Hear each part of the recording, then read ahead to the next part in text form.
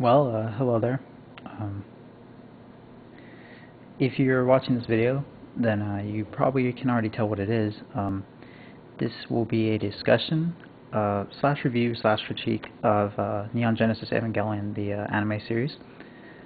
I was deliberating for a while as to what to do in terms of a video, and I kind of bounced around this idea to basically talk about a movie, a book, video game, what have you, that I thought was interesting. So this may be the first of a series, and maybe the last. It's really just a test, something to do, and it's a topic that I have a lot to discuss. I have a lot to say about it. So Evangelion is probably the perfect choice for a discussion. It is extremely polarizing, very controversial. Anyone who has any vague idea of anime or has heard about it knows what Evangelion is. It doesn't need an introduction. If you're watching this video, you've probably seen the series. You probably at least know about it. That being said, everything I discuss here will probably delve pretty deeply into spoilers. So for those of you who have not seen Evangelion and would like to, I encourage you not to watch this video, or excuse me, to listen to me discuss it. So, basic background on Evangelion was that it was a Japanese anime series from the late 90s. Very controversial, but also very popular. If you mention Evangelion, you'll probably get one of two responses from somebody who's seen it or is familiar with it. They will either smile in elation, very happy, or they will frown at you and say, "Why do you bring up that pretentious piece of crap?" Not to say that Evangelion is pretentious, though that is something I will address later on in this discussion. Personally, I've always enjoyed Evangelion. It's a series that I can watch over and over again. It never gets boring. The characters, the settings, the robot designs, everything about it just really draws me in. I can't particularly name one thing that I like about it that puts it above other series for me. It's not the best show ever. It has its flaws. And believe me, I'll be addressing them as we go on. But something about it is very cool. It has a lot of subtext, very rich in terms of things you can dissect. You watch it and you usually find something new that you've never seen before. But that being said, before we begin, I also want to make sure that everyone is aware that the following is basically all my opinion. I am not trying to endorse a certain perspective or make someone think that their opinion about the show is invalid or that what they think is incorrect.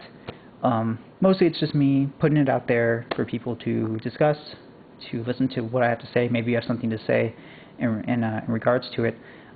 If you do leave a comment, please make sure that it is constructive. I hate to sound preachy or whiny, but I would rather not have the comment board filled with insults or flaming or other such arguments.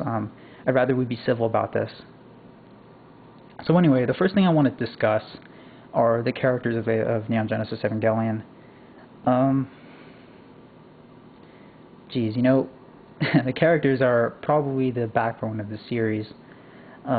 We have Shinji Karu, the protagonist, Asuka, Rei, Misato, Kaji, Ritsuko, Gendo. The list goes on and on about characters that I can talk about.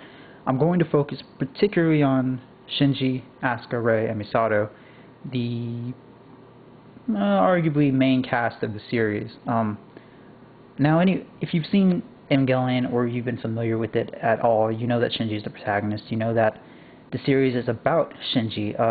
End of Evangelion, the film that concludes the series, basically ends with him as this only surviving character. Shinji, at the end, everything falls on his shoulders.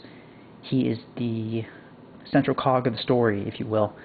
Everything revolves around him to a certain extent. He's connected to all the characters. And basically the show would not be what it is without him. Obviously, if you know Shinji, then you also know that he is probably one of the most disliked characters, and I'm assuming all of anime. I don't want to say all of media in general, but he gets a lot of flack. And not all of it is unwarranted, mind you, but personally, I like Shinji. I think despite all of his flaws, he is a compelling character. Not nearly as annoying as Asuka, which I will get to in a little bit. Shinji is a boy. You know, he is a teenager. He has some definite issues of insecurity, psychological disturbances. He's not totally there. He's not in a good place emotionally or mentally. He is in a really bad place, in fact. You know, a lot of the characters refer to what is called the Hedgehog's Dilemma in the series, and this is what Shinji suffers from. He cannot enter into a relationship because he's afraid that he's going to get hurt. Despite the fact that he wants to be in a relationship, there's this kind of dichotomy of Shinji wanting to be with people, but at the same time he can't. He's afraid of hurting himself, not necessarily that he will hurt others. So in that sense, you know, Shinji is a pretty selfish guy, and it's easy to hate on him. But it's understandable also given his personality, given his background, given who he is. Remember, he's 14 years old, he's a teenager. When the series begins, he has been alone most of his life. His father's abandoned him. His mother died when he was an infant. He's basically lived with a guardian, and he has a lot of issues that he has to work through. To add on to this, he is placed into a situation that I think would basically crack anybody. You know, here, essentially Shinji has to pilot a giant robot and fight otherworldly monsters that are bent on destroying the human race. I mean, if I were him, I would crack under the pressure more than likely, and I think a lot of other people would too. So I think he deserves a little more consideration than is usually given to him. Granted, he is the complete and utter opposite of what a hero is, of what a protagonist is. We usually expect that sort of character to be confident, sympathetic, someone who we can root for. In a lot of the cases, we can't root for Shinji. He is just afraid. In some cases, you can even say he's a coward. Shinji is just, he's got a lot of problems. He's not the best. He's not the worst either. There are times when Shinji just has a lot of potential. You know, he is afraid of confrontation. And funnily enough, this series is about that. It is about Shinji versus the world, essentially. Shinji versus everything. Shinji versus the angel, Shinji versus his father, Shinji versus himself, Shinji versus Asuka, Shinji versus Misato, Shinji versus expectations, Shinji versus society, Shinji versus his own insecurities, his demons. It's basically Shinji versus everything, and usually he loses most of those battles. But there are times when Shinji does, I guess, reveal a different side of himself, potential to be better, to be a true hero. There are cases in the series where he really does come through. I think the most notable example is episode 19, where the characters are faced with the angel Zeruel, I believe his name is, and this angel is essentially the most powerful yet. He easily defeats Asuka and Rei in their respective Evangelions, and Shinji's the only one who ultimately can stop him, and he succeeds. He had recently given up as an Evangelion pilot, but he goes ahead and he pilots it, and he faces the angel, and he succeeds in winning, at the cost of, you know, being liquefied. But that's an aside. So Shinji does have his moments. Now, of course, the caveat there is for every step Shinji takes forward, he usually takes 2 or 3 back. I think the best example I can bring up is in the end of Evangelion, where for half the movie Shinji is essentially in complete and utter catatonia. He's utterly lifeless, lethargic. Even with the gun pointed at his head, he cannot even will to look. He has no will. He cannot look up, cannot even move. He's ready to accept death. I think at that point, Shinji's lowest point is in that film, and I think that's what people can point to and say, and easily say, look at this character. How can you defend this character? He's horrible. He's pathetic. And of course, I think some of it was intentional. But consider where Shinji ultimately ends up. You know, like I said, the series is about Shinji versus the world. It's about Shinji and confrontation. Shinji is forced to confront a variety of different obstacles, and in doing so, he grows as a person. You know, he matures, he becomes an adult. It's a forced process, but in many cultures around the world, it usually is. I mean, that's the rite of passage. You know, the boy has to become a man by confronting something. He has to face trials and tribulations, and this is what Shinji does throughout the course of the series. So, in this sense, I think Shinji is probably one of the best characters in the show. Not necessarily my favorite, But he's a very good character, very up there, high up there, reasonable, well written, and not as annoying as say Asuka, who I will now discuss. So now we have Asuka. Asuka is, what can I say about Asuka? She is a hotshot, very fiery, redhead, polarizing herself almost as much as Shinji is. You know, a lot of people like Asuka. Her personality, she's something else, a handful.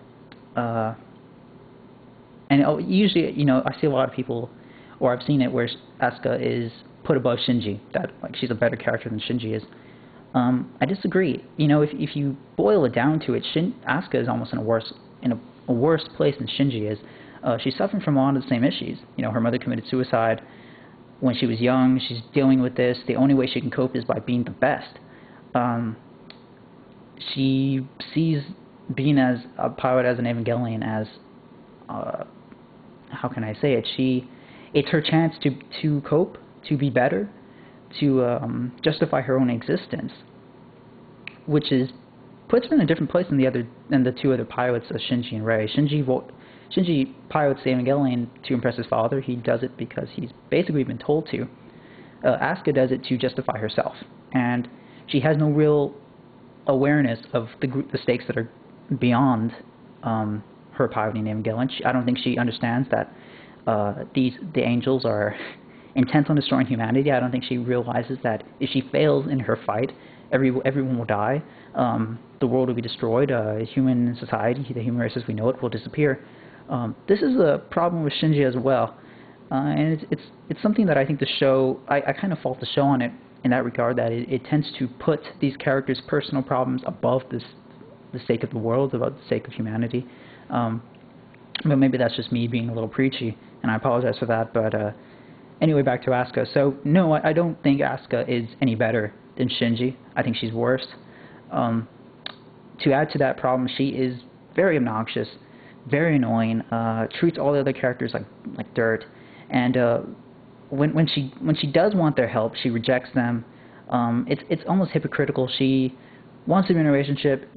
She wants to be helped by Shinji, by Kaji, by all these other characters, but she rejects them. She treats them like they're nothing, like they're beneath her. So in this sense, Asuka does not evoke my sympathy. I understand her background. I realize where she's coming from in that sense, and I think she's well written in the sense that I can dislike her character, but not dislike the way she's written. So she's a good character. I personally don't like her, and I don't think she's any better than Shinji. No, man, she does get hit pretty hard in the end of Evangelion. I think everybody remembers that fight scene where she confronts the mass-produced Evas and ultimately loses her life in pretty horrific fashion. But that being said, she's okay. You know, I don't have much else to say about her. Again, I don't think she's any better than Shinji. I think Shinji's a better character. The show is about Shinji.